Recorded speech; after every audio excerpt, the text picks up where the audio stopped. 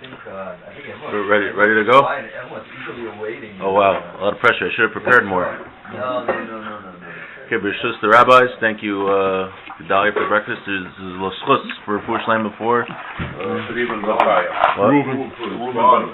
Ruben Mechaya. Shav Refuah Shleima. Amen. Thank you to Mr. Goldstein for setting everything up. Okay.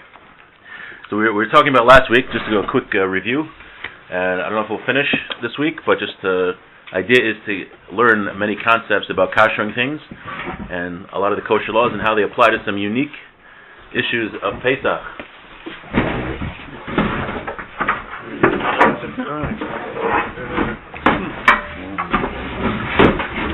I definitely should have prepared more with all the rabbis here. All right, so you'll be able to catch me. So we're talking about kashering teeth. Do you have to kasher teeth? What? That's crazy. Why would you have to kasher your teeth? So maybe let's think about it a little bit. Why do you have to kasher anything? So last week we talked about a concept called tam, taste. That just like the Torah asks us to eat non-kosher food, we're not allowed to eat the taste of non-kosher food. Now, what does that mean? That means if you cook something not kosher, right? I can't go to McDonald's and have French fries because they cook those French fries in something that they cook their bacon in and their non-kosher meat. So the taste of the bacon or the taste of the non-kosher meat went into a pot, and when they cooked the French fries in that pot, or however they cooked the French fries, probably in the oil, the taste of that non-kosher food went into the pot, and then that taste of non-kosher food went into the French fries. So I'm really eating the taste of the non-kosher food. That's called tam ke'ikr. We discussed last week if that's a rabbinic law or Torah laws, and we passed into Torah law. That was one thing we talked about. The Torah law. Torah law, right. And we talked about tam ke'ikr, and when we talked about the Rabbanan, forgot the next thing we talked about. Right, Davar Chai. So we talked about teeth. So according to that, why don't you have to kasher your teeth? If I eat chametz, hot chametz, during the year, so the taste of chametz is in my teeth, so during Pesach, I shouldn't be able to eat anything. I should have to kasher my teeth, because the taste of the chametz will come out in the matzah meeting, and I will be eating chametz on Pesach. And we said, forget about that. What about the whole year? If I eat hot meat in my mouth, how can I ever eat dairy again? Because there's taste of hot meat in my mouth. So that could be a problem. So we said a yesod from many, a principle, we quoted it from the Discipler, that anything that's alive, taste does not go into and does not come out of. Tam is not mavliu maflit in a davar chai. So that means, right, because you could ask the same thing. If I have a steak or a piece of toast, and I take out the toast and it's hot, then the taste of me goes into that toast. And you're not allowed to eat people. So the taste of a human being goes into the toast, and I shouldn't be able to eat toast because there's a human being, taste of human being in the toast. And if anyone was interested, you're not allowed to be a cannibal. It's against the Torah to be a cannibal. You're not allowed to eat people, so I shouldn't be able to eat the taste of people. But the Discipler says that something which is a davar chai, something which is alive, does not transfer taste. And Rabbi Leiter asked, well, maybe teeth is not considered something alive because teeth is kind of dead. I looked a little bit, I couldn't find an answer to that question. Rosh Zalman does say it. But Rabbi Leiter has a question on Rosh Zalman. So according to Rabbi Leiter, it could be you have to kasher your teeth. I don't know. We'll see. But there's other issues. The other issues we're going to discuss. So that would answer teeth. That teeth are something alive. So even though that I eat hot chametz or a hot piece of pizza during the year, and the taste of chametz goes into my teeth, we say, no, it really doesn't go into my teeth because teeth are something which is alive. And taste does not go into something which is alive. Therefore, I don't have to worry about it. However, for those of us who have dentures, you don't have to raise your hands, but whoever has dentures, or if you have a filling, or if you have a cap, or braces, any of those things, those are not alive. So we have the same question. Why don't we have to kasher, or maybe we do, maybe we have to kasher our dentures. That's seemingly not so hard. You could boil a pot of water. How do you kasher something? You have to get the taste out. So you boil a pot of water, and when it's boiling, you put in, let's say if it's a regular spoon, right? You have a spoon that you want to use for Pesach that you use for chametz during the year. So what do? Well, you wait a day, which we're going to talk a little bit about why you do that. You put it in the boiling water, and the boiling water gets out all the taste. So now you could use it for Pesach. So maybe you have to do that with your dentures. Now that's a little more problematic if you have braces. You can't really take them out. Destroy the denture. Oh. Then you probably destroy So it. Baruch Hashem, I also don't know a lot about dentures, Yeah. but yeah, we'll talk about that. That's gonna. Shevet Levi brings that up, that you'll break it.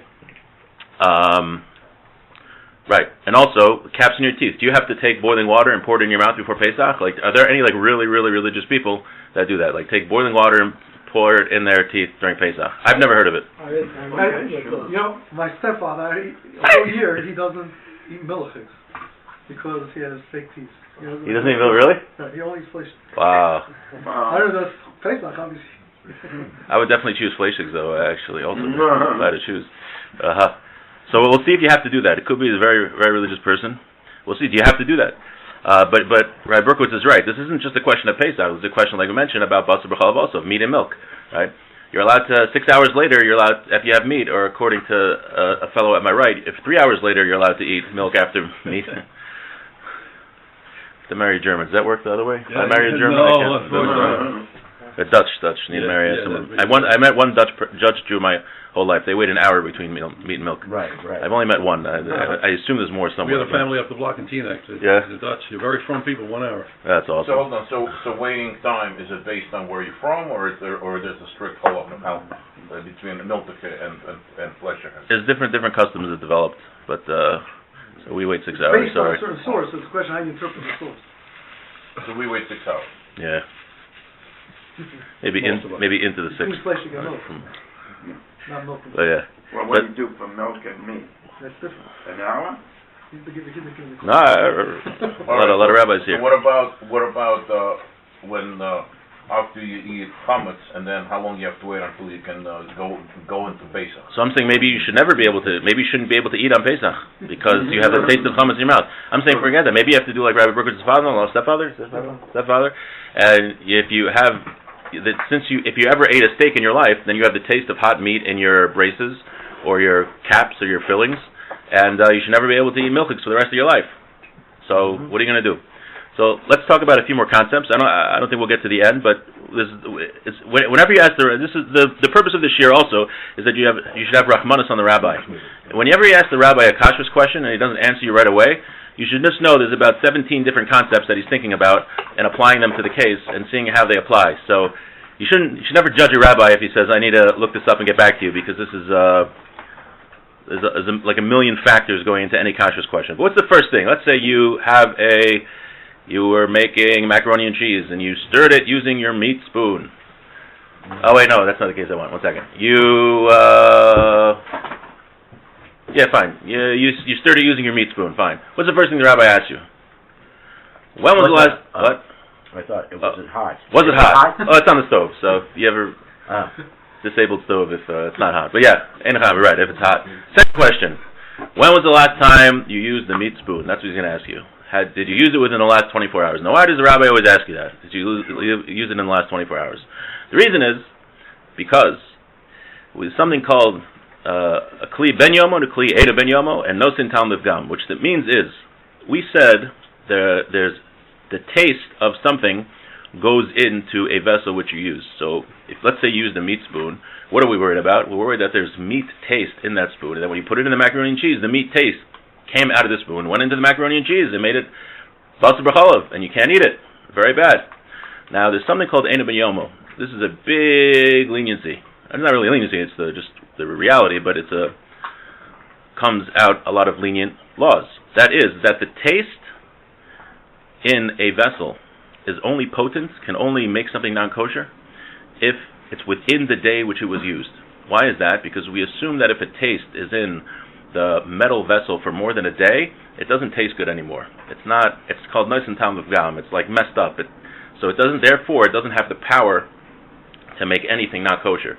So if you haven't used that meat spoon within a day, and then you put it into the macaroni and cheese, the macaroni and cheese is totally fine, because there was no potent meat that could come out of that spoon and go into the macaroni and cheese. Now you still have to kasher the spoon, but if you're having a bunch of people over for dinner and you want to know about the food is fine. So the first thing the rabbi is going to ask you is an eina ben yomo. Was it used within the past day? So maybe we have an eitzah here. Maybe what we could do is, the day before Pesach, don't eat any hot chametz, and then you're fine, because the taste of the chametz is no longer potent in your braces or your false teeth. However, there's a problem here. Pesach, we like to have a lot of stringencies. So there's a machlekes between the Mechaber and the Ramah. If you're, and Shlomo's not here, and any Svardim, no Svardim here, okay, so it's not relevant. But I don't know, did they pass, I don't know if they pass Ein Ben They eat rice on Pesach. They do, yeah, but then they have to say slichos for a whole month to ask forgiveness for it. So, I'm only saying because he's not here. I'm not afraid. I don't have the Amos of Shlomo in front of me. I'd be a lot more careful if he was here. Trust me.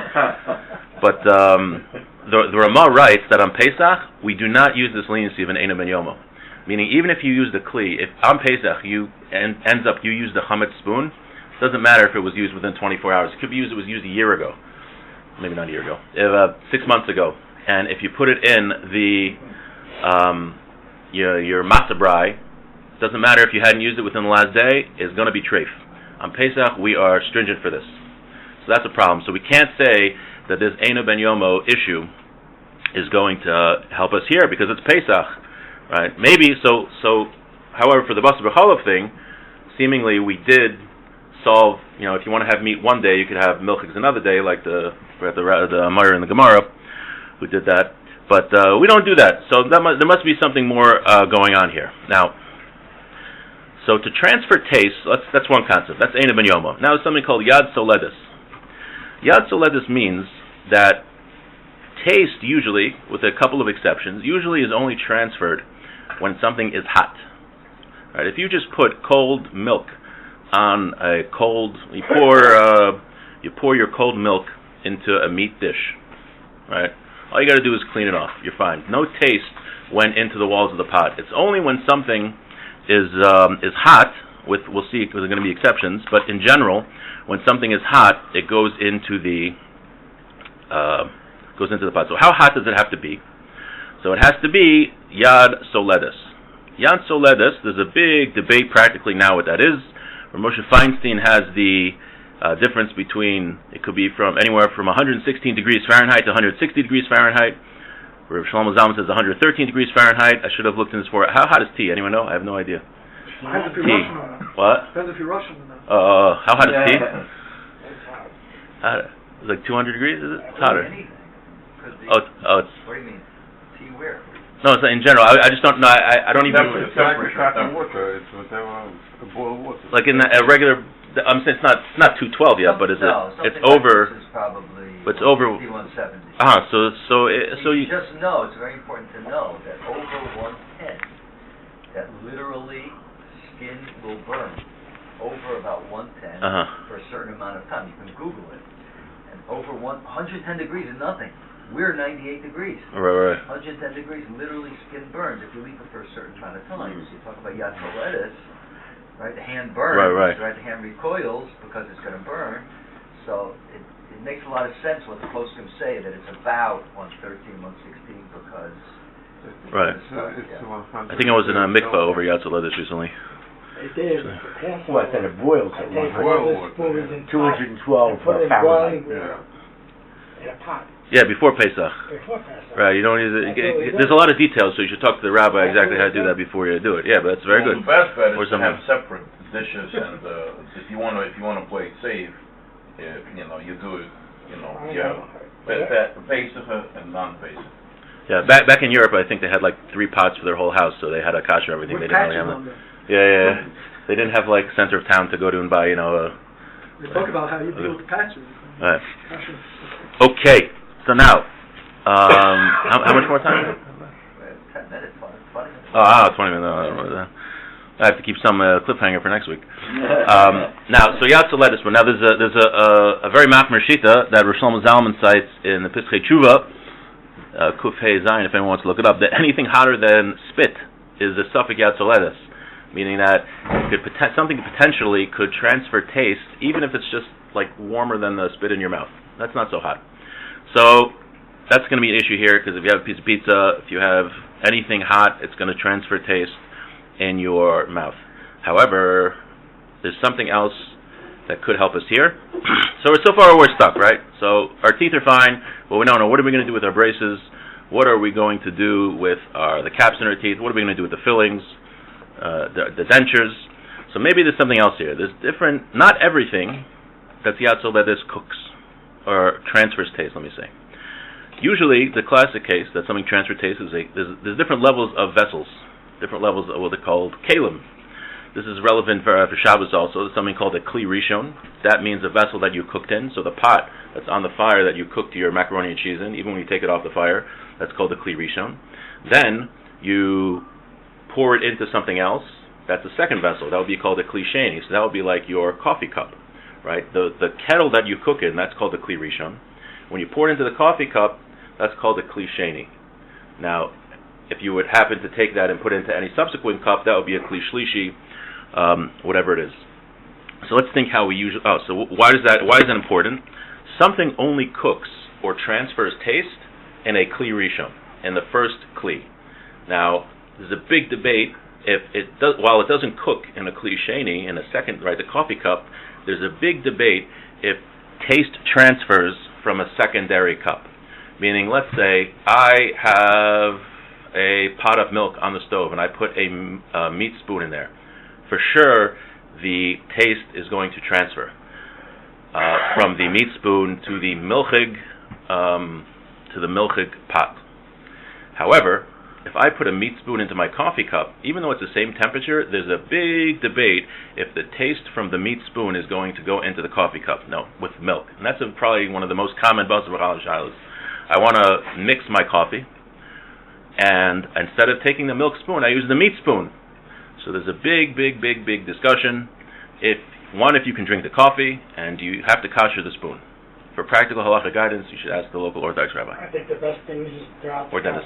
Throw out the cup of coffee. What? Throw out the cup of Why? But you're wasting coffee. But it's more important to get rid of it if it's right. Okay, you have a lot of Yirah Shamayim. Could be. But there are those that say you don't have to. Maybe you really need the coffee. Maybe it's like before davening, and if you don't have it, you're not going to focus during davening, and you really need it. There are some poskim that say you can drink the coffee. It's totally fine. Many poskim say that. I don't like coffee. Okay. Then you don't have the shiloh. I drink tea. Irrelevant to the previous conversation. But let's think. How do we usually eat things? Right? What do? Has anyone ever? Straight out of our pot. Right. Has anyone ever? I'm trying to think. Soup, maybe. I don't think I've ever. Anyone ever taken like a kettle and poured it right in their mouth, or a pot from the stove and poured it right in their mouth? I don't think I've ever done that. Usually, 99.9% of the time when we eat, we take something from a kli sheni and then we put it in our mouths. So maybe we're in that debate area of does taste transfer from a secondary vessel, right? But however, I'm going to say one more thing, and then I'll stop here and leave the rest for next week. So I have to stretch it out from 3 classes before Pesach. There's something called a davar gush. Now, why do we say that something in a secondary vessel doesn't transfer taste? The reason is because we say that it became cooler because the walls of the vessel are cold, and that caused the contents to become cool. That's what we say. Now, what about a solid food? A solid food doesn't have walls to cool it off. So let's say I take pizza out of the oven, and then I put it on a plate. Do I say now that that pizza doesn't have the power to transfer taste because it's on a secondary vessel? Many say no, because it doesn't have cold walls surrounding every part of it to cool it down. A liquid that touches, there's a lot of surface area that it touches the cold cup. But pizza or a hamburger or something like that doesn't have that. So there are many poskim that are stringent that a davar gush we treat as a kli rishon, as a primary vessel. That means if you would ever in your life took a bite of a hot piece of pizza, that hot chametz is now in your teeth. And it doesn't have the status of a kli sheni, so we can't get into that debate. So, just to conclude and summarize for this week, we didn't give the answer yet. If this is relevant to anyone, yeah. The 1 in 60 parts, how does that interact with the taste? Like you say, you take a meat spoon, so you mix up with cholas, maybe, I guess you had I guess it was a Fleischig spoon, right? So somehow that Fleischig spoon, you either intentionally or not intentionally, you dropped into something that's milk. So, but it goes through the 1 in 60 situation. It's okay. It passes the mustard. But you say the taste. So how do those two? Does one override the other? A very good question. So what I should have prefaced it by saying that everything that I just said is when there's not 1 in 60. So if you have a Fleischig spoon in your macaroni and cheese, if there's 60 times macaroni and cheese in the Fleischig spoon, your macaroni and cheese will be fine. The spoon you're gonna have to kasher though. You pick up the taste. So it doesn't. So the whole reason of 1 in 60 is that it's so spread out, you're not gonna taste it. That's the whole reason of 1 in 60. So it all comes back to taste. I'll come back to the taste. So I'm not saying no practical halacha yet, but we are saying what are the issues? We said. So teeth we don't have to kasher because it's a living thing. We had Rabbi Leiter's question. We have to figure out that maybe teeth is different than other things. Then we had what about braces and dentures and caps and crowns and all that stuff. So we said maybe it's not yet soledes, it's not hot enough. And then we said it is hot enough. But then we said maybe it's not maybe it's an Eina Ben Yoma. We haven't maybe we just don't eat chametz the day before Pesach. And we said no, that's a problem because on Pesach we're stringent for that law.